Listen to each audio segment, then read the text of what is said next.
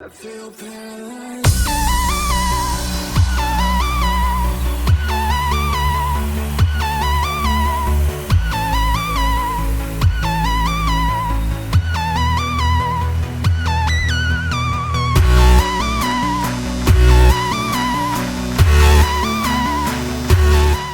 What is going on, ladies and gentlemen? Welcome back to the channel. Big Cloud Gaming here, back again. It has been a while. How you guys are doing? Man, it's good to be back. All right, so I actually had a few opportunities to make videos for you guys, but I didn't because I didn't really want to talk about certain things because, well, there wasn't much to them. There wasn't much context to them at all. But luckily today there was a lot that just dropped. So without further ado, let me just stop my rambling. Let's go ahead and get into this news. I'm gonna start off with this one right here. This is the massive one that pretty much took all gamers by storm and even blindsided the PlayStation officials and Microsoft employees as well. But you guys already know Sony and Microsoft are officially teaming up for cloud streaming, and a lot of people believe that Sony could very well be following the exact same mentality that Microsoft is doing with Game Pass and of course Microsoft's Xbox as a whole. Obviously there's going to be two Xbox consoles going into next generation. One's going to be the Lockhart Anaconda, one's going to be a more beefier console, while the other one is going to be a cheaper option, and they're offering of course their xCloud servers or service, which is also a big thing that's going to be a part of E3 going into next generation. A lot of speculation has come out for that particular platform ever since Microsoft first started dropping their exclusives on every particular platform. And I guess it would make sense for us to speculate for PS5 and PlayStation now that Sony is officially teaming up with them. Now, do I believe this is going to happen? No.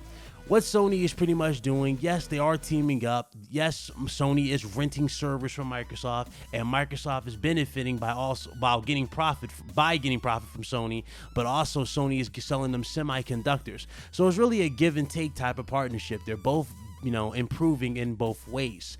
It's cool to see them collaborate on this particular thing, and it is going to be interesting to see what happens in the future.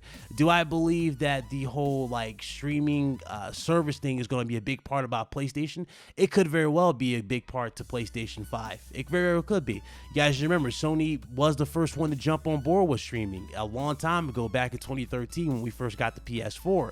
We got Gaikai. Gaikai was their first ever attempt at streaming for gaming, though it wasn't the greatest because Sony didn't really have the infrastructure for it. It was a nice little subsidiary for what they want to do in the long run. But if they are going to do this, right, let's say streaming is going to be a big part for PS5 and it's really going to be a big thing they're going to push, I highly doubt it's going to be like Game Pass. I highly doubt it. What Sony wants to do, they want to keep traditional consoles alive. And the reason why they want to keep traditional consoles alive is because PlayStation as a whole is literally their sole revenue right there. They're bringing in money with PlayStation by itself. I highly doubt Sony wants to scare away that fan base or even a fraction of that fan base by going strictly streaming. Sure, it'll be cool as an option for you guys if you guys are really into it, if you have the internet to support it. But in the long run, it's not necessarily something that Sony would be on board with. I doubt they would be on board with it. Some people like to look at numbers and statistics. Again, look at the numbers and statistics. Sony's at 96 million PS4 sold right now, and PlayStation 5 is literally on the horizon. There is too much at stake for them to just focus on one aspect, especially when the other aspect, which is the console and the hardware sales, are doing so extremely well. But it wouldn't shock me if Sony did have an option for you later down the road. But again, as of right now, I just don't think they're sold on it, or I don't think anybody's sold on the way a lot of people hope we are sold on it. We still haven't even seen Project xCloud in field testing, and the same thing can be said about Google Stadia. So we shall find out in pretty much in time. We'll find out. All right. And speaking of PlayStation 5, now you guys remember on the RGT podcast, it was a while back, we talked about PS5 and its specialized SSD. Sony, or not even Sony, it was Mark Cerny, the lead system architect of the PS4 and of course the PlayStation 5. He stated that the SSD for the PS5 will be the main thing that is going to be revolutionized. It's going to revolutionize consoles, and that's load times. We officially have a demo of this SSD in action. It's running the PlayStation 5's, it's running on the PS5, and basically what they're doing is they're testing PS4 games on the PS5 hardware. Yes, backwards compatibility is a thing with PS4. They're using x86, so PS4 games will work natively with the device. If you have the games digitally, they will work, natively with your PS5. All you have to do is sign in with your account. Boom, your library is on the right. You can download your games, and you're back to square one. All these things will work on PS5, but what's really, really cool about this is the actual load times and the performance. Let's just go ahead and roll the clip. I'm gonna stop for a second. I'm gonna roll the clip for you guys. Check out this clip, and you tell me what you think.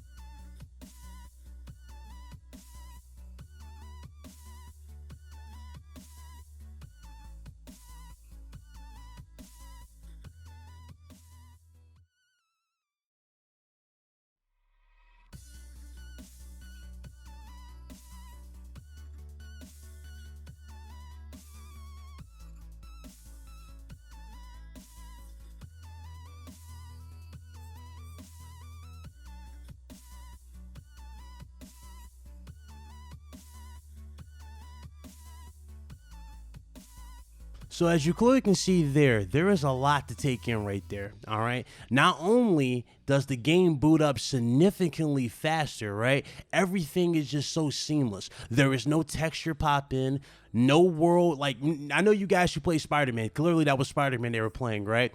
It looks smoother, it looked like a smoother, experience.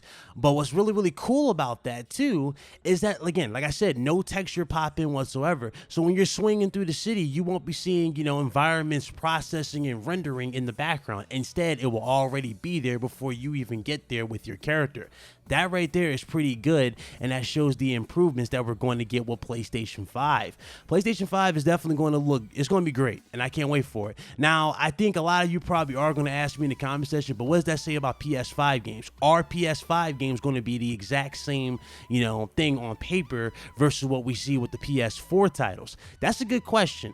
Only time will tell. I tell you the truth, it's going to be speculation until we actually see the first demos of PS5 games. So I guess we'll just leave that in the air and up for debate whether or not that's going to be the exact same thing you get with PS5 games. Obviously, PS5 games are going to be running like on a completely different level with the PS5 and the hardware, right? So it kind of would make sense that a lot of people had that question, like, well, if that's the case, are everyone get the same thing? Because obviously when you push the hardware, certain things happen in the long run. You get limitations in certain things. I don't think that will happen, but obviously a console does have limits, but I don't think it will be as big or as drastic as a lot of people think. So, hopefully we get more on that as we go forward. And I'm just looking forward to it. Really, really am. But that was a pretty cool presentation for PS5 and the actual games running. All right, and I'm actually going to end today's video with a quote and another article for you guys. Now, this article right here is pretty telling. The quote from Sony's Jim Ryan. Now, Jim Ryan had a pretty interesting statement regarding PlayStation and their first-party studios. Now, you guys you guys know how I am with first-party studios, right? Regardless of whether you like first-party studios or not, they are very, very important and intricate to a console's success. They are what helps a console stick out among the rest, especially when we have exclusives in this regard. This is basically what first-party content comes down to, okay? Anyway, this is from him.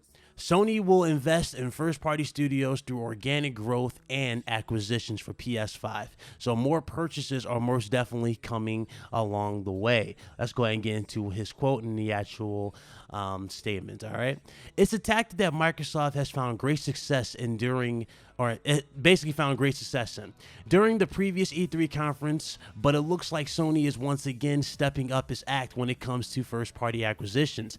At last night's investors meeting, Jim Ryan stated that PlayStation is planning on investing in its lineup of first-party studios through organic growth and acquisitions. As the PlayStation 5 inches closer to release, rather than purchasing active developers, Sony has traditionally opened studios in the past, growing its first-party library organically. This news indicates that this will continue while sprinkling in a couple of purchases along the way. The last major studio that Sony purchased was Sucker Punch, and that was way back in 2011, who had kicked off the successful Infamous franchise 2 years prior and are now working on the upcoming Ghost of Tsushima.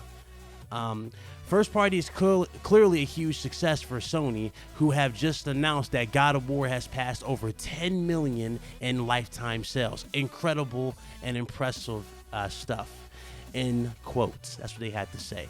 This is pretty good, man. This is great. This shows that their focus is in the right direction. They will continue to offer the best that they possibly can, whether it be through the hardware, but also through the software as well. At the end of the day, yes, it is a big debate. It's a big discussion, whether we're talking about hardware, right? It's a big debate with the hardware. We're all talking about the possibilities and what we're going to get going into next generation. But at the end of the day, it always and forever will always come down to the what? The software. And it's good to see that Sony understands that and will continue to move forward with that. So that's pretty much the end of that. And unfortunately, that will bring me to the end of this video. All right. So hopefully you guys enjoyed that. Yes, I have been away. I appreciate those who check it out, subscribe, share, all that jazz. And I will see you guys for another one here on the channel. You guys be blessed. Y'all be easy. Let me give a master shout out to one individual real quick. Actually, to several individuals before I shut down this channel. Shout out to my brother Meds, aka J Meds. You want to call him that? Obviously, RGD panelist right there. He just had his birthday, so shout out to him. And also shout out to Gaming Forte as well. Happy birthday to you as well, my brother. All right. You guys be blessed. Y'all be easy. And I will see you guys later here on the channel. All right. Big Cloud signing out.